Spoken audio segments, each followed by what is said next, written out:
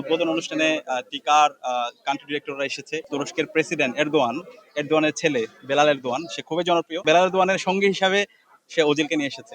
কিভাবে তার্কি এবং বাংলাদেশের ফ্রেন্ডশিপটা আরো সুদৃঢ় করা যায় সেটা নিয়ে আমরা আলাপ করেছি এবং সে কথা দিয়েছে সামনে আবার আসবে। তো এটা হচ্ছে আমাদের একটা নতুন জার্নির বিগিনিং। তারা প্রায় ৩ কোটি টাকার এখানে কাজ করেছে। তো আজকে এটার উদ্বোধন হয়েছে। উদ্বোধন অনুষ্ঠানে টিকার কান্ট্রি ডিরেক্টররা এসেছে। পাশাপাশি আহ, তুরস্কের প্রেসিডেন্ট এরদোয়ানের ছেলে বেলাল এরদোয়ান, সে খুবই জনপ্রিয় বিশেষ করে মুসলিম বিশ্বে। তো বেলাল এরদোয়ান এসেছে। বেলাল এরদোয়ানের সঙ্গী হিসাবে সে ওজিলকে নিয়ে এসেছে। তো আসার পরে আমাদের সকালে একটা ইয়দদের সাথে মিটিং ছিল। তো আমরা বাংলাদেশের ইয়দদের ভাবনা, জুলাই বিপ্লব পরবর্তী আমরা কেমন বাংলাদেশ চাই এবং এখানকার সম্ভাবনা, ঢাকা বিশ্ববিদ্যালয়ের শিক্ষার্থীদের ভাবনা এবং কিভাবে এক্সচেঞ্জ প্রোগ্রামগুলো কিভাবে করা যায়, কিভাবে তার্কি এবং বাংলাদেশের ফ্রেন্ডশিপটা আরো সুদৃঢ় করা যায় সেটা নিয়ে আমরা আলাপ করেছি। এবং আগামীকাল রোহিঙ্গা ক্যাম্পে যাচ্ছে, রোহিঙ্গা ক্যাম্পে রোহিঙ্গাদের সাথে ইফতার করবে।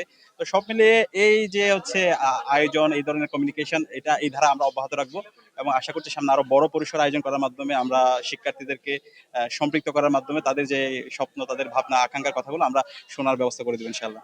তাকে আমি জিজ্ঞেস করেছিলাম বাংলাদেশ কেমন এনজয় করছে। সে খুবই এনজয় করছে বাংলাদেশের এখানকার যে এনভায়রনমেন্ট, ইয়তদের যে তার প্রতি সাপোর্ট, সবকিছুতে সে খুব ভালো এনজয় করছে এবং সে বলছিল যদি আরেকটু সময় নিয়ে যদি থাকা যেত, আরো ইয়তদের সাথে যদি মুখোমুখি হয়ে যেত তাহলে আরো ভালো হতো।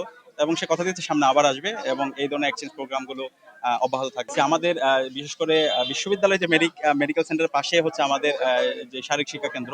তো শারীরিক শিক্ষা কেন্দ্র সেটা কিভাবে আরো ডেভেলপ করা যায় এবং স্পোর্টস এর ক্ষেত্রে কিভাবে এটাকে আরো ভালো একটা জায়গায় পর্যায়ে নিয়ে যাওয়া যায় সেটা নিয়ে আমরা কথা বলেছি।